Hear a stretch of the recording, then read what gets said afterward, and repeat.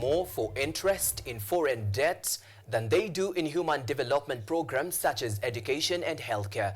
This is among the findings of the Together to Get Higher Education and Research project launched in October 2020, and the 5-year findings report launched today at Kenya's premier university, of course, Kenyatta University. Speakers at the event, led by the university's acting Vice-Chancellor, Professor Washeke Wanjohi, noted the necessity of research in realizing sustainable human development requires innovative solutions in today's interconnected world.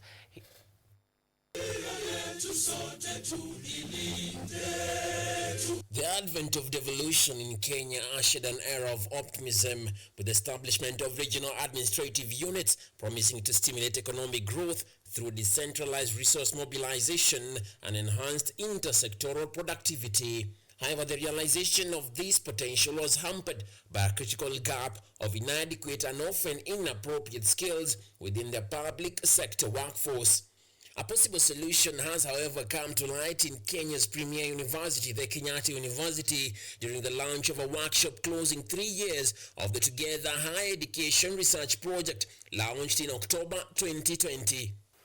This was done with the aim of bridging the gap that existed in policy formulation and implementation by public officials. Besides, the project supported the participation of government officials, staff from community-based organizations, CBOs, and university lecturers in the short courses and summer schools through scholarships. A key strength of the Together program has been its alignment with Kenya's devolution process, which brings governance closer to the people and promotes equitable growth. By building the skills of local officials, development practitioners, and students, the project has contributed meaningfully to addressing the challenges and opportunities presented by devolution. The project, funded by the Italian Agency for Development Cooperation, began its course to benefit a range of development actors through programs such as the 2-year Masters of Economics Cooperation and Human Development course. Record results at a glance. So far, we have completed 11 editions and 1 is in progress. 219 students are being trained, 90 women. You can subtract the others to get the men. The Masters of Economic in Collaboration and Human Development, which is the only program in Africa that blends both pure economics with international cooperation and human development issues, has so far registered 219 students drawn from different countries across the globe. The partnership across multiple institutions of higher learning led through 12 editions by Kenya's premier university, KU, and the University of Pavia in Italy, along with other academic institutions and organizations, has successfully equipped 661 individuals with valuable skills. And to date we remain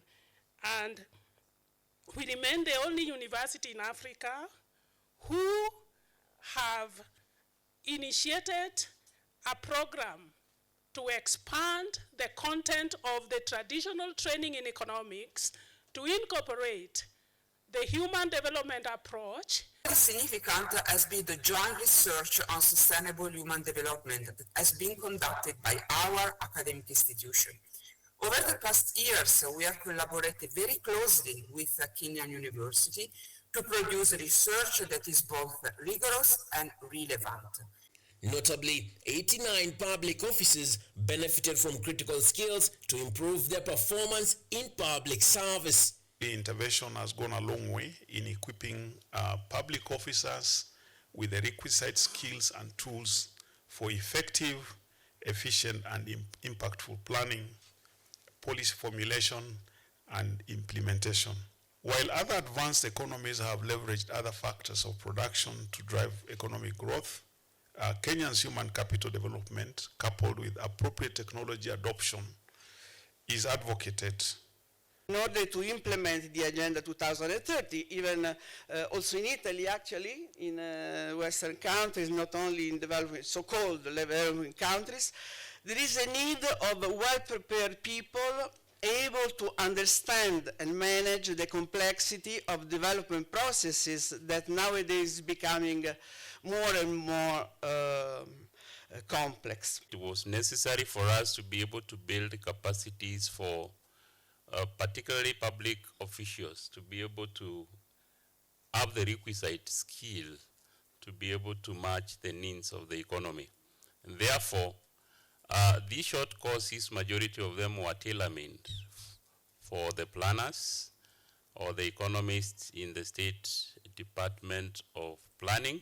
The project's findings shed light on critical issues along research lines of national debt, health, and the impacts of the COVID-19 pandemic, while underscoring the disruption of such training development programs in the public sector due to staff turnover and impromptu transfers. The same can be said for the CISP. So again, they were not just in a way coordinating the activities, but they also were a partner in the research work, and finally in World Friends. All these important role will be acknowledged once we'll be presenting the results. Revelations on debt relief indicated that many African nations allocate more resources to foreign debt interest than to vital sectors like education and healthcare, with a recommendation for continued investment in healthcare funding and workforce upskilling being crucial. Debt for Nature's Hope is not a recent story. It dates back to '87. But the problem is that now has come back to the fore, and as you can see, it seems to be something which is becoming of very high interest in the African Union. But that's, my friends, it's really up to you and to your government. Strongly believe that human capital is a crucial asset to achievement of sustainable development. For this reason, the Italian agencies is committed to fostering capacity development and education across its intervention. The 3-year project has been lauded for exemplifying the power of research partnerships in addressing complex challenges and driving sustainable human development. Emmanuel Kutosi,